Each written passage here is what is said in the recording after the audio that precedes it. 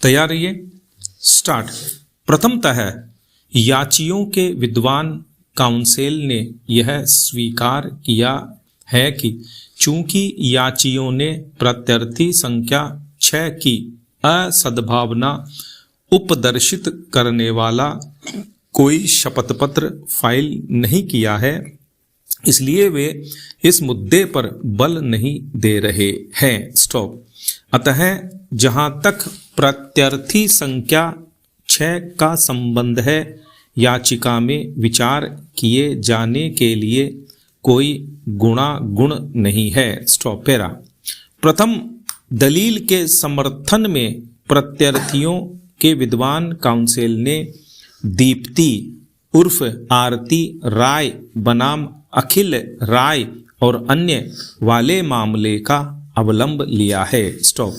याचियों के विद्वान काउंसिल ने यह दलील दी कि 1994 की दांडिक प्रकीर्ण याचिका संख्यांक 11,692 एम तारीख 14 दिसंबर 1993 की कारण बताओ सूचना जो संहिता की धारा 145(1) के अधीन जारी की गई थी के विरुद्ध फाइल की गई थी और यह याचिका तारीख 21 अक्टूबर 1994 के आक्षेपित आदेश के विरुद्ध फाइल की गई है।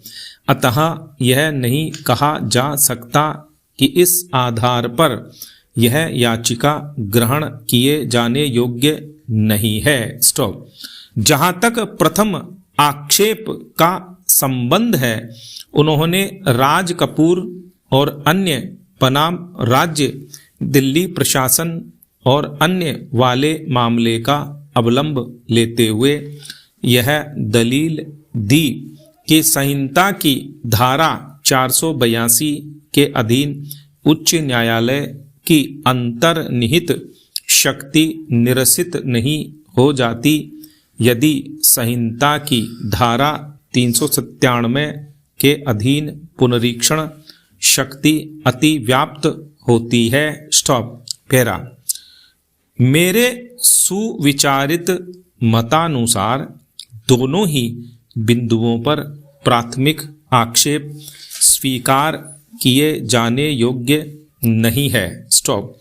1994 की प्रथम दांडिक प्रकीर्ण संख्यांक 11,692 एम संहिता की धारा 145(1) के अधीन तारीख 14 दिसंबर 1993 को पारित प्राथमिक आदेश को आक्षेपित करते हुए फाइल की गई थी, जिसके द्वारा दोनों पक्षकारों को कारण बताओ सूचना जारी करते हुए उनसे अपने अपने जवाब दाखिल करने की ईप्सा की गई थी। स्टॉप।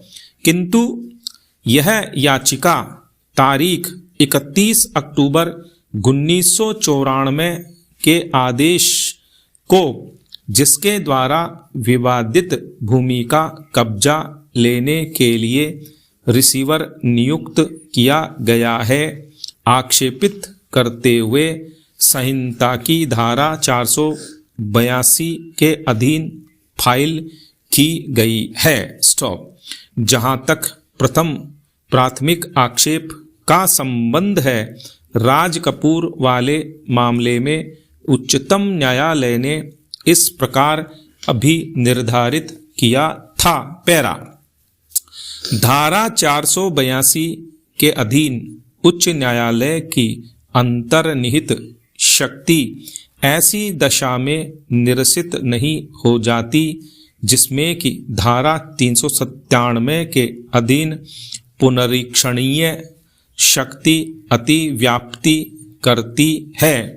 संहिता में ऐसी कोई बात नहीं है और न ही धारा 397 धारा 482 की भाषा द्वारा अनेक निबंधनों में परिरक्षित अंतर्निहित शक्ति के प्रसार को प्रभावित करती है।